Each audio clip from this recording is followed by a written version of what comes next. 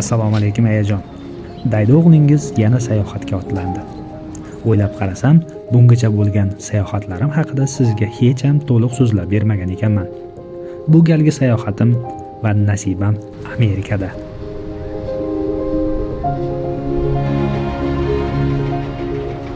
Sayohatni sizga bir boshdan so'zlab berishga qaror qildim. Ushbu ko'rsatuv barcha duogo'y onajonlarga bag'ishlanadi. Sizning va obunachilarimning duolari bilan yo'lga chiqamiz.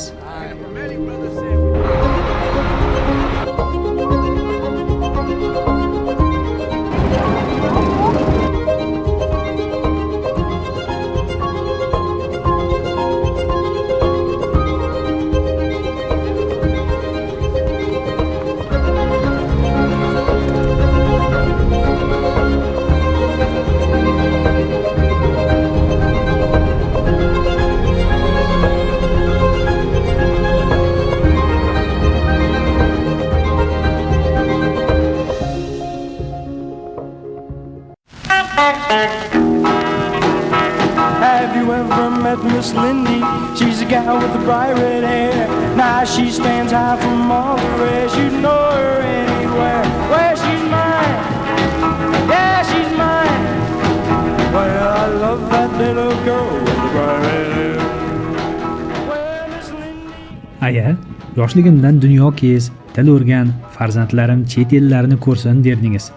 Mana, niyat va sizning duolaringiz bilan ko'pchilik dunyoning poytaxti deb ataydigan Nyu-Yorkdaman. Ajoyib shahar. Nima uchun millionlab odamlar bu yerga kelishga oshiq bo'lishini shaharni aylanib yanada tushundim. Ayniqsa Central Park.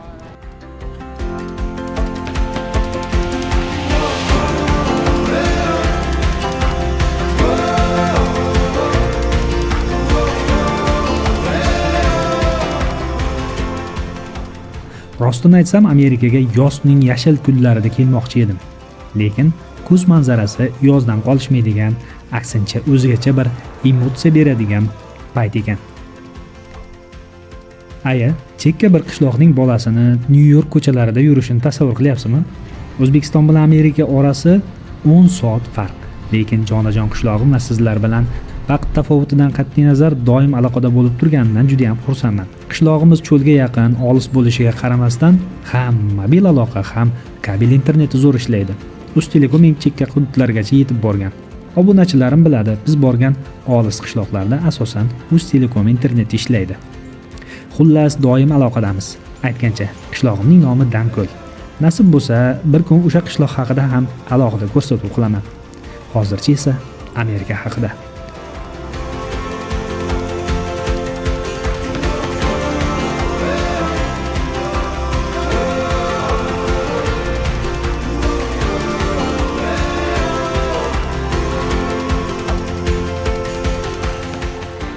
Central Park. Tasavvur qiling, ulkan megapolis qoq o'rtasida tabiiy qo'riqxona turganday. Lekin bu tabiiy emas, inson qo'li bilan yaratilgan. Olmaxonlar, qushlar, g'ozlar, toshbaqalar ham bor. Park tabiiy ko'rinishga ega bo'lsa-da, deyarli barcha manzaralar reja asosida barpo etilgan. Sun'iy ko'llar, keng alleyalar, 2 muz maydonchasi, sport maydonlari, bolalar uchun o'yin maskanlari, zoopark, barchasi bir joyda. Ekologiyasi muammoga aylanib borayotgan o'lkadan kelgan men kabi kishi uchun bu joy mutlaqo boshqa olam. 341 gektarlik yashil makonning Nyu-York kabi shovqinli shahar o'rtasida saqlanib turishi meni juda hayratlantirdi. Amerikadagi boshqa shtatlarga borganimda yana bir bor amin bo'ldimki, bu yerda tabiat va ekologiya eng oliy ustuvorlikka ega. Qisqasi, inson miyasiga dam berib, shovqindan qochib, sayr qilib yuradigan joy borligi Nyu-Yorkning eng katta yutug'i. Men tabiat shaydosi bo'lganim uchun aytaman, Amerikaga borsangiz, avval Central Parkka kiring. Nasib qilarmikin demang. Yaxshi niyat yarim mol. Albatta nasib qiladi.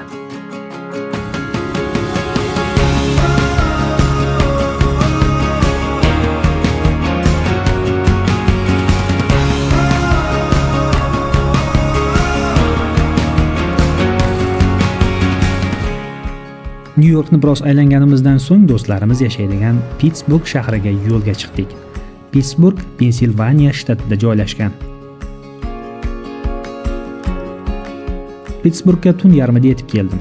Tong otsin bu shaharni ham sizga tanishtiraman. To'g'risi, yo'l yurib juda charchadim. Bir dam olaylik.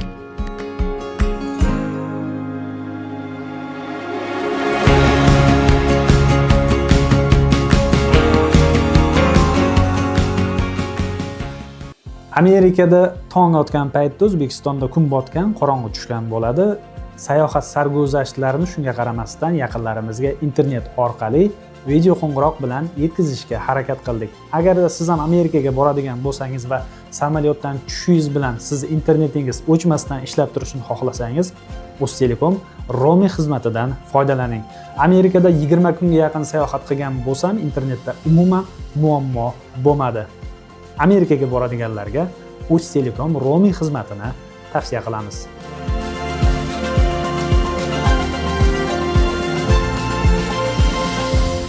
Pittsburg, Allegheny va Monongahela daryolari qo'shilib Ogayo daryosi hosil qiladigan nuqtada joylashgan. 19-20 asrlarda bu shahar AQShning temir sanoati markazi bo'lgan. Shuning uchun ham Steel City deb ataladi, ya'ni temir shahar. Amerikadagi eng ko'p ko'prik mana shu shaharda. Har qadamda temirdan qurilgan ko'priklarni uchratasiz. To'g'risi, yo'l-yo'lakay bu ko'priklarni sanab sanoqdan adashib ketdim.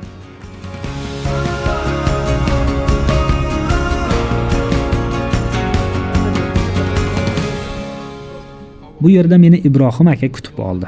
Aslida namanganlik 2015-yilda Green Card bilan kelgan. Avvaliga oshpaz, yetkazib beruvchi, taksist bo'lib ishlagan. 2020-yilda pandemiya davrida Truck kompaniyasi ochgan. Bugungi kunda 100 ga yaqin yuk mashinasiga ega tadbirkor. U bilan hatto bir nechta shtatga Truckda sayohat ham qildik. Bunga haliroq to'xtalamiz. Birinchi kelganimizda Ilhomjon, G'ayratjon degan do'stlarimizni pizza xonalari bor ekan bu yerda. Shu yerga borib, birinchi pizza pishirishdan boshladim. Pizza pishirib, 3 oycha pizza pishiruvchi bo'lib ishladim, cook deydi. Keyin bitta mashina sotib olib, pizzani yetkazib berish xizmatiga kirib, pizza yetkazib beruvchi bo'lib ishladim. Keyin taksidan Truckga qilib sekin-sekin chiqib ketdi. Shunaqa davom etyapmiz. Truck kompaniyalar bor o'zinglarni. Shu firmani ozgina tarixi qanaqa bo'lgan? Qayerdan boshlandi buni? Bu 2020-yilda pandemiya paytida o'zim uyga kirib ishlamasdan uyga kirib oldim. Sababi yosh bolalarim bor bo'lgani uchun o'sha virus yuqtira olmay deb yotdik. O'sha bekorchilikda keladi deydi-yu. Bekorchilikda keyin o'zimiz ochsaychi bitta kompaniya, o'zimiz qilsaychi dedim.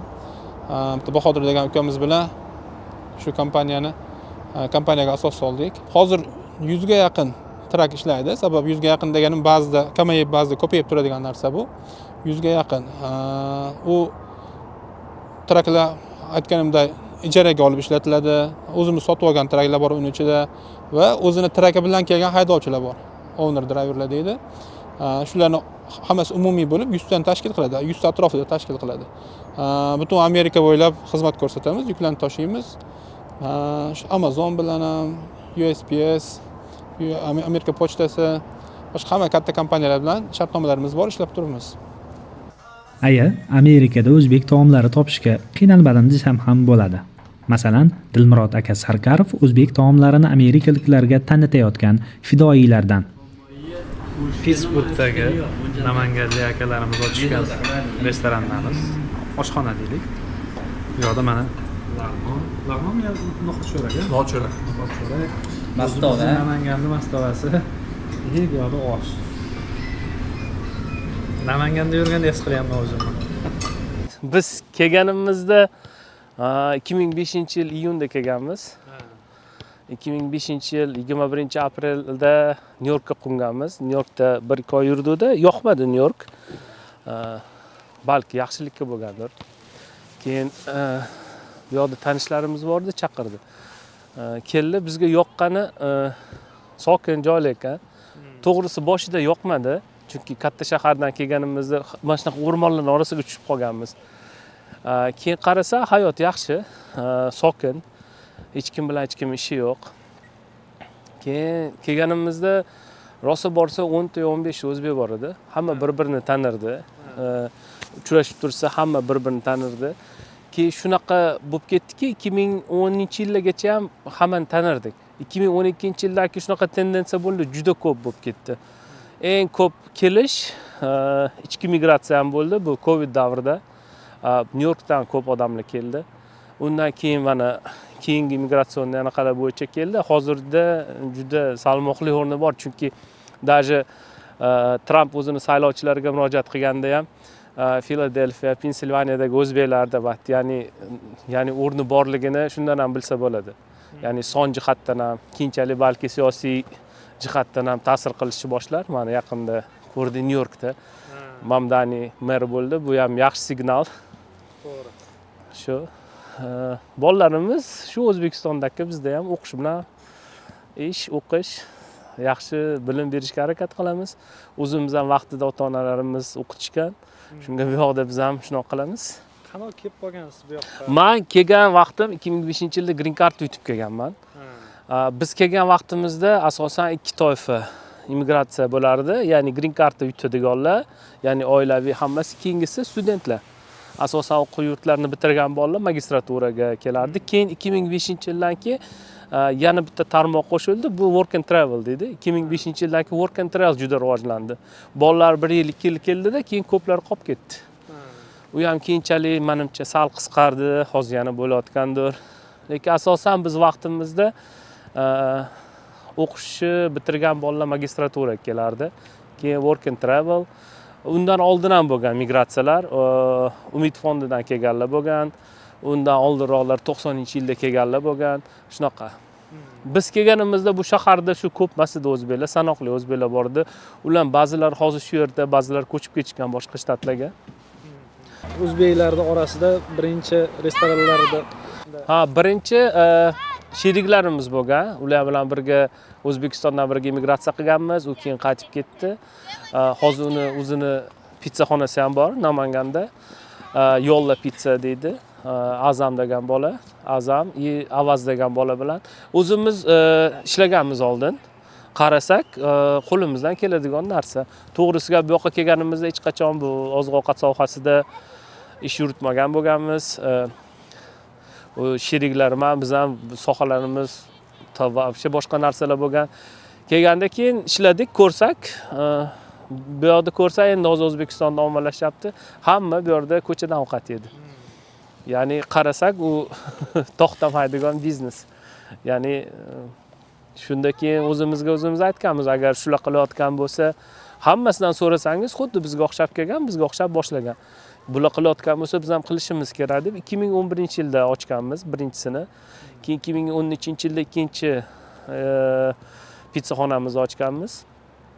Keyin yaqinda mana 2023 bo'lsa kerak, birinchi oldin shashlik qildik. Shashlik qilib O'zbekistonda ham tarqalib, menga ham jo'natishdi, shaldirama shashliklari deb o'sha bolalar bilan qilib ochdik.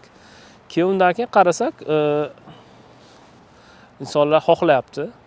Keyin o'sha ochishni boshladi. O'zi oldindan reja qilib yurardik. Ya'ni biror bir ovqatimizni ochsak, haqiqatda shu professional darajada ochaylik. Ya'ni bir kishi kelsa uyalmasdan ovqatimizni beraylik deb. Shu narsaga menimcha nisbatan erishdik deb o'ylayman. Shuni targ'ib qilyapmiz. Bu yoqdagilarda amerikanslardan ham yaxshi, taassurotlar juda yaxshi. Hali xafa bo'lib ketgani yoki yoqmaganini ko'rmadik. Ba'zi narsalarga o'rganish qiyin bo'lishi mumkin, lekin baribir ta'm hamma yoqda bir xil. Ya'ni bizga yoqqan ta'm ularga ham yoqadi albatta. Hozirgacha juda yaxshi. Hammasi keladi, faqat yaxshi anaqalarni odzivlarni bildirib ketadi. Keyinchalik balki boshqa kengaytirib ham qurishimiz mumkin. Asosan bizda shu o'zimizni bolalar uchun qildik, ya'ni dastavka qiladi, taksi qiladi. Shunaqa bolalar uchun arzon, halol ovqat qilishni maqsad qilib ochganmiz. Shu qilaylikda, unaqa pafosni qilib, chiroyli qilmasak ham, lekin bolalarga ovqat berishga harakat qildik. Shu ma'lum bir miqdorda yaxshi bo'ldi, berdik. Iloji boricha narxlarni ushlashga ham harakat qilyapmiz. Men o'sha Dilmurod aka otalari tez kelib turadilar Namangandan. Bu yerga kelib, o'sha bu yerda nima qilishyapti? O'g'lidan xabar olib. Bizga sanatoriyada toza havo. Shunday. Qayerdansizlar Namanganda? Shahar o'zida Hamza. Hamzadan, ha? Qo'qon ko'cha deydi. Qo'qon ko'chadan. Murat akani otalari. Tinchmisizlar o'zingni? Tinch, Xudoga shukr. Yaxshimi? Qalay ekan Pittsburg? Zo'r. Havolar yaxshi. Xo'janini olib keldingizmi? She'dalar. She'dalar. She'dalar. Xo'janon bilan birga kelishadi. Ha. Tez kelib turishadi yaxshi.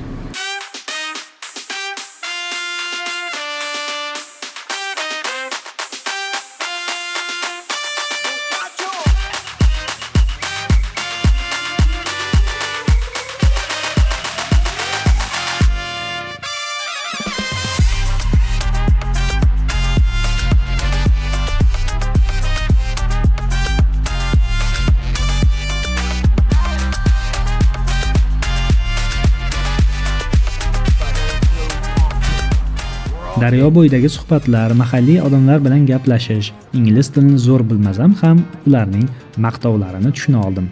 Ayajon, shu paytda siz bergan til o'rgan degan nasihatlaringiz yana bir bor yodimga tushdi. Mayli O'zbekistonga qaytsam, kech bo'lsa ham o'rganaman. Look up for Mandy, brother. I'll let them know. Thank you very much. Thank you very much. Thank you. Amerikaga kelgandan keyin avvalgi taassurotingizni kelgandan keyin nima o'zgardi? Yaxshiroq ekanmi, yomonroq ekanmi? Ha, endi Amerikaga kelgangacha bo'lgan taassurotim ozgina Negativmi? negativroq edi. Chunki balki negativni ko'p eshitganimgami yoki negativ ko'p o'ylaganimgami. Masalan, Yevropani borishdan oldin ham yaxshi deb bilardim. Ha. Borganda ko'proq ham amin bo'ldim, lekin Germaniya bilan Shvetsariyada, lekin Fransiya bilan Italiya taraflarida, ayniqsa Fransiya taraflarida unchalik emas. Salbiy tarafga salbiy o'zgardi. taraflari ko'p degan fikrni eshitdim. Bu yoqda salbiy taraflari bor, lekin kelishingizdan oldinga qaraganda yaxshi. Ancha o'zgardi. Eng qizig'i Aynan nimani yomon deb o'ylagandingiz bu yerda? Nima yaxshi ekan? endi xavfsizlik tarafdan. Otib ketadi, bir nima. Otib ketadi, har xil rayonlar ko'p. Ha, o'g'irliklar Ko'chada bo'lishi yurish mumkin. masalasi juda Xavfli. xavfli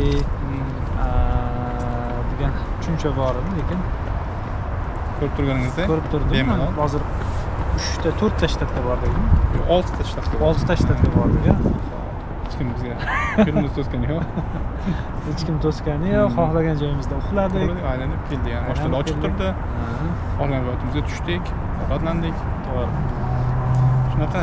Orqamizda Pittsburg shahrini, downtown. Hozir ma'lumot o'qidik. Mana shu ko'priklar birinchi osma ko'priklar birinchi Pittsburg shahrida qurilgan ekan.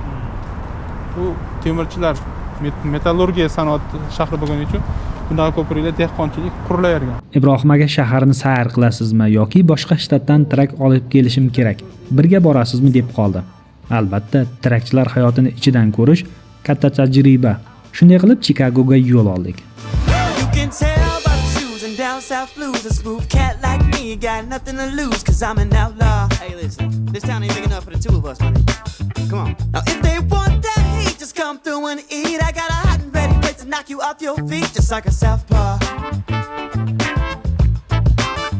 But you cut me off guard with the way you stick and move. I saw you walking in and started straight rock the room with that activity. You got a bright future behind you, baby, I see. Lord have mercy. And then I walked up to you all clean and smooth. I said, will you be my symphony? Beverly, Beverly, Beverly. Oh, Beverly, Beverly. You got that something I wanna try.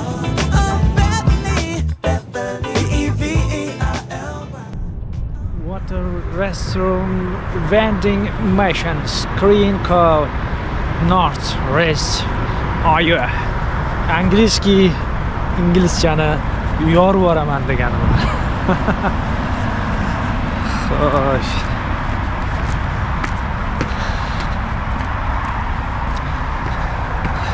Ikki kuncha trak haydaydigan haydovchilarni holatiga, yurishiga o'zim his qilganday bo'ldim.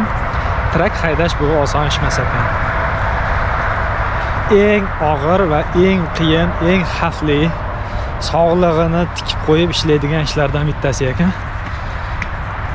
Puli zo'r bo'lishi mumkin, lekin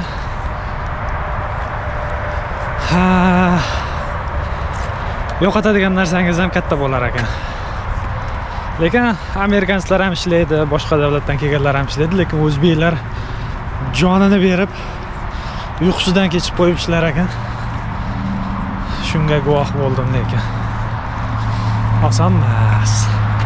Har bir ishda hikmat, har bir ishda o'ziga yarasha narsa bor-ku, to'g'rimi? Qisqasi, trakdagi sayohatimiz ajoyib o'tdi. Yo'lda ovqatlandik, Xitoy taomlaridan tamaddiq qildik, kofe ichdik, yoqilg'i quydik, tabiatni tomosha qildik. O'zim ham trak haydab ko'rdim. Qani? Bismillah. Mana bir chora trakchi. Hozir Xitoy oshxonasiga keldik.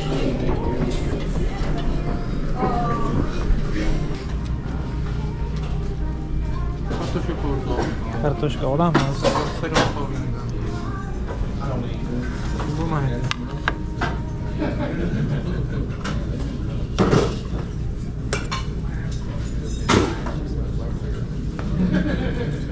Issiq choy degandik.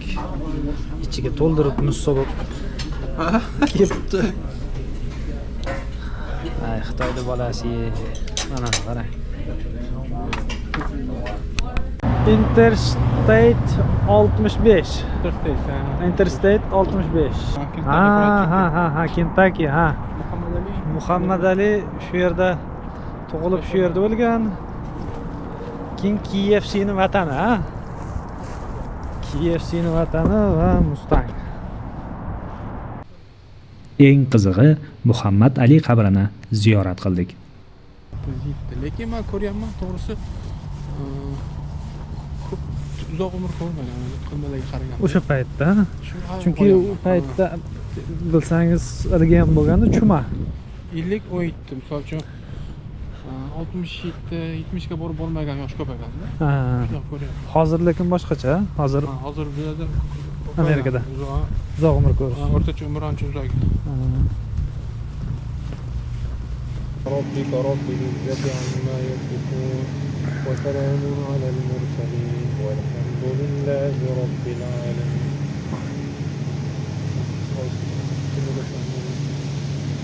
Yerlerden oturmayı, Müslüman Müslüman'ın kurtarına fazla şöyle yapmamı Rabbim Müslüman Ali'ne korkup başka kıldık var ve günahlarımızı çekip yaxshi amallarimizni amal qilib qabullarimizni boshqa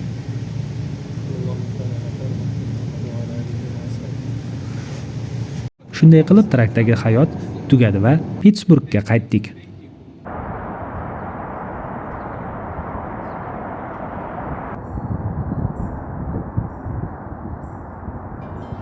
Amerikaga kelib tabiatni ko'rmasdan ketish loyiha an'analariga xilof. Shuning uchun Pensilvaniya o'rmonlariga yo'l oldik.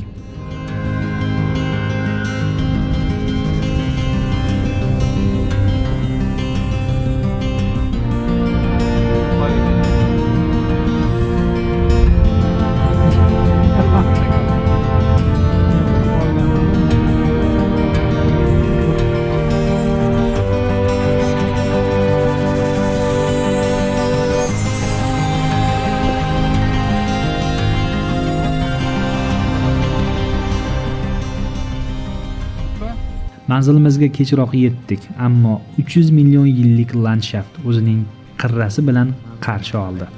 Toshlar tabiiy tarzda devor-devor bo'lib jamlangan, go'yo inson qo'li bilan qurilgandek. Bu joy Builders Rocks deb ataladi. Tosh shahar deb atashar ekan. Chunki shakllanishi xuddiki o'sha qo'lda terib chiqilgandek, lekin tabiat Alloh tomonidan shunday yaratilgan.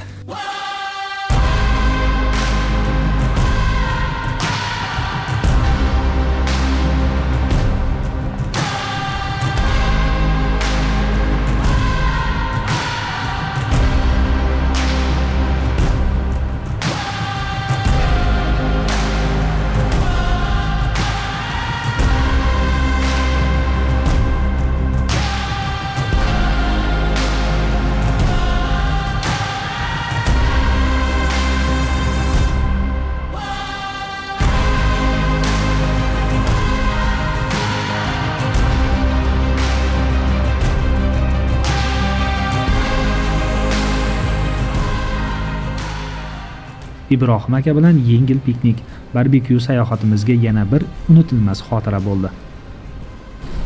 Mana Oh, kotletjonlar pishyapti. Mehmonjonlar kelishlariga nima qilib qo'y. shashlikka ulgurmadik. Sariyog' yo'qmi, sariyog' surtgan ustiga. Olib kelingmi? Ovqatingizni olmay qo'rg'on tushib ketdi-yu. Qana, yumkalab keldim. Mana bittasi. Nonimiz bormi, nonimiz?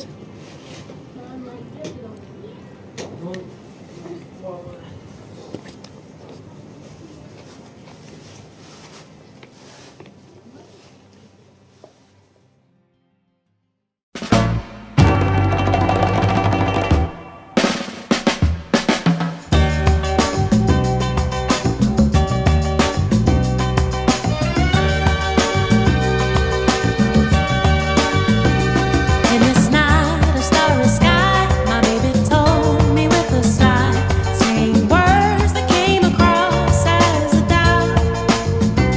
I reassured that every day.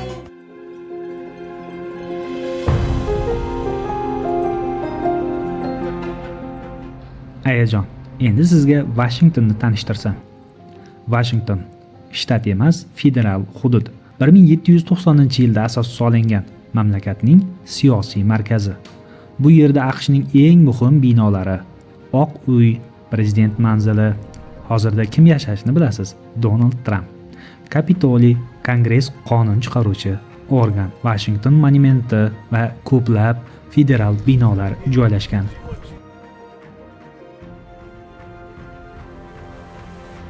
Shaharni kezar ekansiz, shaharda birorta baland binoni uchratmaysiz. Chunki qonunga ko'ra Washingtonda baland, osmono'par binolar qurish mumkin emas. Washington shahri AQSh tarixida muhim o'rin tutgan buyuk shaxslarga bag'ishlangan ko'plab monumentlar bilan mashhur. Bu yodgorliklar mamlakatning mustaqillik, demokratiya va tenglik g'oyalarini aks ettiradi. Eng mashhur yodgorliklardan biri George Washington monumenti bo'lib, u AQShning birinchi prezidentiga bag'ishlangan. Lincoln memoriali esa qullikka qarshi kurashgan va mamlakat birligini saqlab qolgan Abraham Lincoln xotirasiga qurilgan.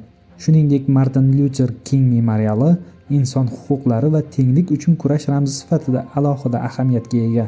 Ushbu monumentlar nafaqat tarixiy yodgorlik, balki Washingtonning madaniy va ma'naviy qiyofasini belgilab beruvchi muhim maskanlardan hisoblanadi. Trump ofisining yoniga keldim. Oq uy.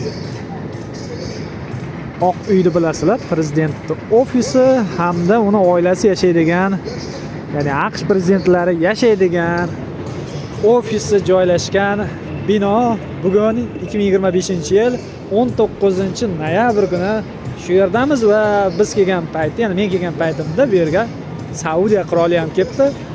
Saudiya telekanallari mendan intervyu olmoqchi bo'ldi. Sizning fikringiz qanday? Saudiya qiroli Trump yoniga kelib uchrashuv qilayotganiga bunaqa deb savol bermoqchi bo'ldi. Akalar dedim, boshqa odamni tanladinglar dedim. Ingliz tili bunaqa zo'r emas. Kelgan sizlarni qirollar nimaga kelgan? Nima maqsadi bor? Men qayerdan bilaman? Sizlar siyosatinglardan uzoq odamman dedim. For sure, yeah. All right, young people. Okay, no problem. They're real serious you, about brother. their things, all right? So please be Eng qizig'i mana bu yerda turgan amaki, o kalonkani yonida turgan amaki. Uzoqda tursam, Qozog'iston yo O'zbekiston dedi. Keyin O'zbekiston desam, chaqirib turib, hozir men senga zo'r narsa qo'yib beraman deb gimnimizni qo'yib berdi. Qoyil. This is the national anthem of Uzbekistan. Uzbekistan. Yeah.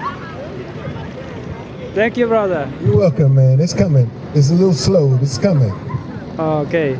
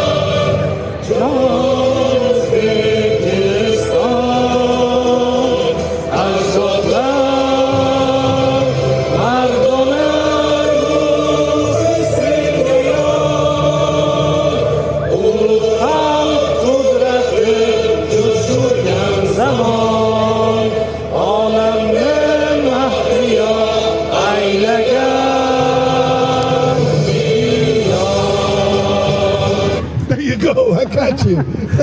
Thank you. Uzbekistan. Thank you, brother. You're so welcome, man.